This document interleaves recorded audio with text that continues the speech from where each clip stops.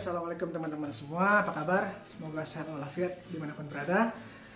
Pada kesempatan kali ini gue bakal bahas tentang sebuah topik yang sebenarnya gue udah pernah bahas juga, tapi waktu itu gue cuma bahas pemilihannya aja. Nah, pemilihan dari segi garis besarnya. Kali ini kita bakal bahas spesifik tentang master RAM. Jadi beberapa waktu lalu teman gue ada yang nanya, buat ini Ninja RR-nya dia bakal pakai master RAM apa, dan dia nanyain ke gue, sampai bingung gitu, apakah gue pakai yang murah aja, apakah gue pakai yang paling bagus sekalian, paling tinggi yang kayak Muge pakai sekalian, seperti apa namanya, Costa ya kalau di Brembo tuh, pun limbah Muge. Sebenarnya balik lagi ke pilihan teman-teman masing-masing kalau menurut gue. Kalau gue pribadi, karena budgetnya juga dan tetap bisa ngejar performa, gue cenderung beli spare part second kalau ada, kalau bisa gitu. Diutamakan second yang kondisinya memang masih proper, masih bagus. Terus barang second kayak apa yang gue beli? Barang second yang performanya baik dan range penjualan untuk barang tersebut lagi bisa punya nilai di pasaran bekas. Jadi ada beberapa spare part itu yang teman-teman bakal beli dan kalau dijual lagi itu susah. Gua nggak bakal bahas ataupun tembak satu ataupun dua merek, tapi ya gitu aja sih. Rentangnya itu adalah memilih spare part. Kalau gua pribadi, gua pilih yang bagus dan dijual lagi pun masih bisa gitu, masih ada harganya. Seperti misalnya ambil contoh aja deh, silencer gue pakai Taiga second. Dalam kondisi second yang udah baret-baret gitu aja, kadang-kadang masih ada yang nanya buat dilepas. Nah, kalaupun gue pakai barang silencer yang lain ataupun yang murah gitu ya, ataupun yang nggak merek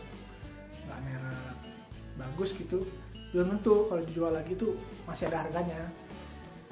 Nah, gitu. Jadi seperti kayak gitu aja sih. Akal-akalan aja biar tetap dibilang duitnya lari ke spare part, ya beneran bisa gitu. Jadi sewaktu-waktu darurat butuh dana dan ataupun emang udah pengen ganti lagi ataupun ya darurat lah, bisa dijual.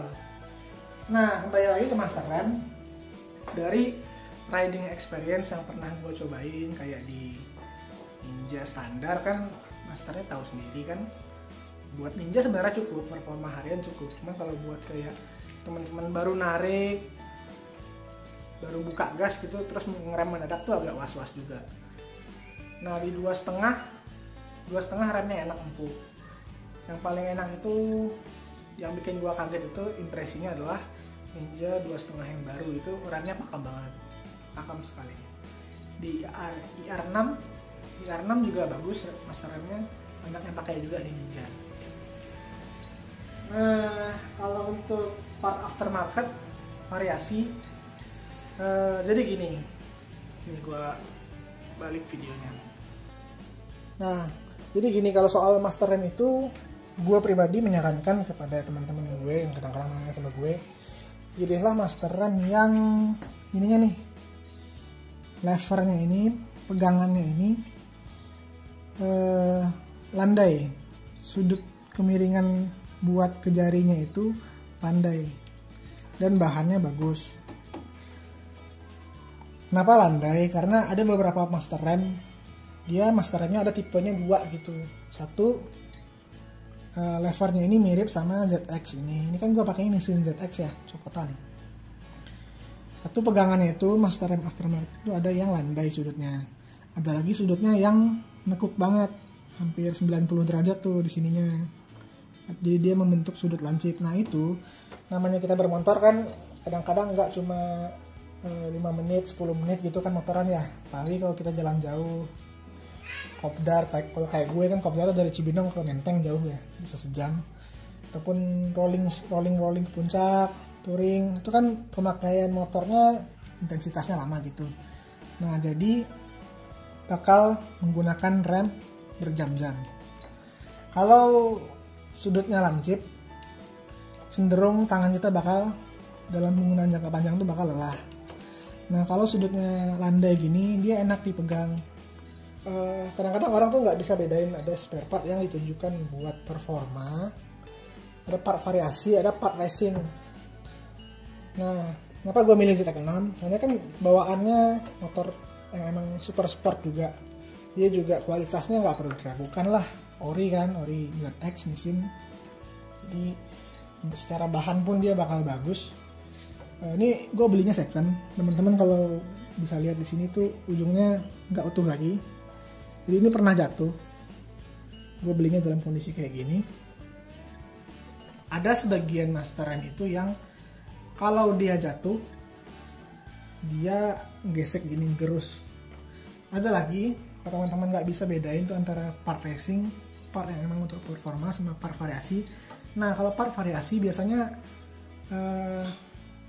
warnanya aneh-aneh lah, ataupun bahannya bukan bahan yang bagus lah, metalnya gitu. Nah kalaupun dia jatuh dia bisa ngehajar sampai ke sini, ngerembet tuh, sininya patah lah, sininya nih bisa di sininya patah, kok bisa hancur lah. Kalau ini kan tuh proven kan, jadi bukan cuma katanya lagi, tapi udah pernah jatuh ya ngegerus gitu. Nah kalaupun dia emang kecelakaannya parah, di sininya ada ini kayak garis nih.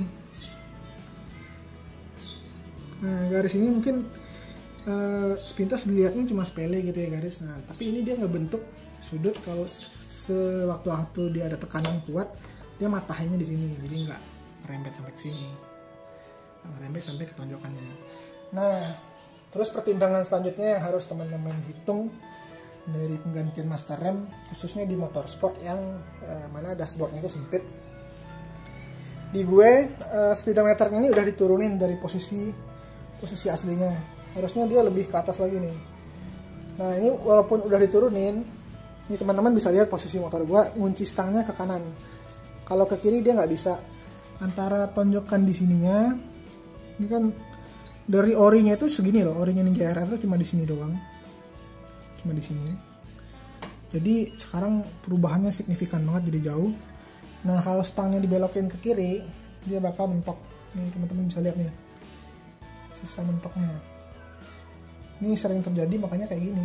Namanya kita belok ke kiri kan, sering belok ke kiri, kayak masuk gang gitu. Nah, ataupun mundur dari parkiran. Nah, dia bakal banyak mentok tuh.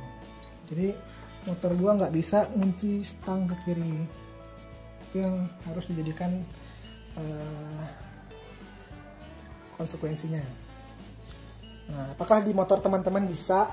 Kalau motornya nekat gitu ya kayak Ninja R, mungkin enak aja ganti ini. Atau Ninja SS yang palanya bulat tuh, mungkin nggak ada ganjalan. Nah kalau ini kan di sininya ada tanduk rusa, di sininya ada speedometer, jadi banyak kenanya.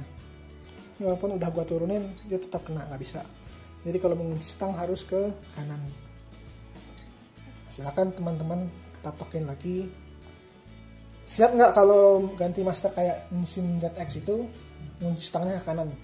Sebagian motor kan, gue nggak tahu ya apa motor zaman sekarang itu udah bisa kunci stang ke kanan semua. Kayaknya sudah bisa ya. Ini kan motor tahun 2013 itu udah bisa kok. Terus kalau yang gue sekalian aja deh kalau gitu pakai yang Brembo paling mahalnya. Nah balik lagi, terserah teman-teman semua, motor teman-teman, pilihan teman-teman. Kalau gue sendiri, gue cuma pernah dengar dari beberapa teman gue, satunya pembalap, satunya emang pemain spare part mahal gitu, juga sekalian pakai sekalian jual. Nah kalau yang Sultan ini, gue manggilnya Sultan aja deh, soalnya dia kan emang pemain spare part mahal ya, spare part branded. Dia bilang di RCS 19 itu dia terlalu pakem, nggak enak, karena dia orientasinya buat daily juga atau pemakaiannya di jalan raya. Jadi dia pakai RCS 15, kalau 19 kepakeman. Nah kalau teman gue yang pembalap, dia bilang kayak master Nissin ZX6, Brembo R1, RCS 15 itu masih ngebagel. Gue nggak ngerti juga sih maksudnya. Nah kalau yang RCS 19 tuh dia paling ngerasa cocok buat ngajar performa dia di sirkuit. Jadi dia pakai RCS 19, lebih prefernya gitu. Jadi ya dikembalikan lagi ke teman-teman. Yang pasti pilihlah barang yang bagus, bisa bedain mana yang variasi sama yang part racing gitu, part racing yang memang ngejar performa dan durabilitasnya bagus. Jadi silahkan dipertimbangkan lagi matang-matang kalau ingin ganti master rem. Dan menurut gua penggantian parts yang lebih bagus di rem itu bukan pengeluaran yang sia-sia, tapi adalah sebuah meningkatkan proteksi buat diri kita juga. Jadi beranilah invest di piranti-piranti motor yang emang berkaitan sama keselamatan kita, kayak di rem ataupun ban gitu. Itu emang penting banget. Gak apa-apa sih ngeluarin budget lebih di situ. Kalau menurut gue ya, jadi nggak pakai yang abal-abal lah. Kalau untuk part-part lain, misalnya apa sih, baut-baut ataupun hand grip pakai yang jelek ataupun pakai yang variasi-variasian, itu terserah. Tapi kalau untuk rem dan ban khususnya pakailah yang bagus.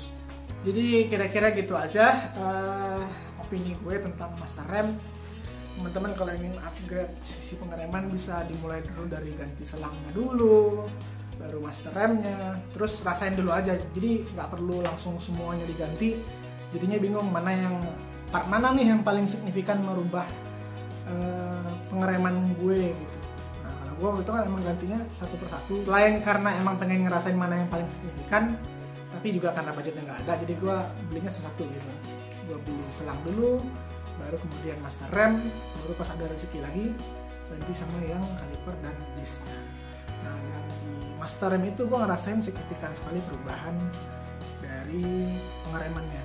Jadi benar-benar pilihlah master rem yang bagus dan paling cocok buat teman-teman. Nah, terima kasih sudah menonton. Jangan lupa di subscribe, di komen, di like videonya, nyalakan tombol notifikasinya dengan klik tombol lonceng. Sampai jumpa di video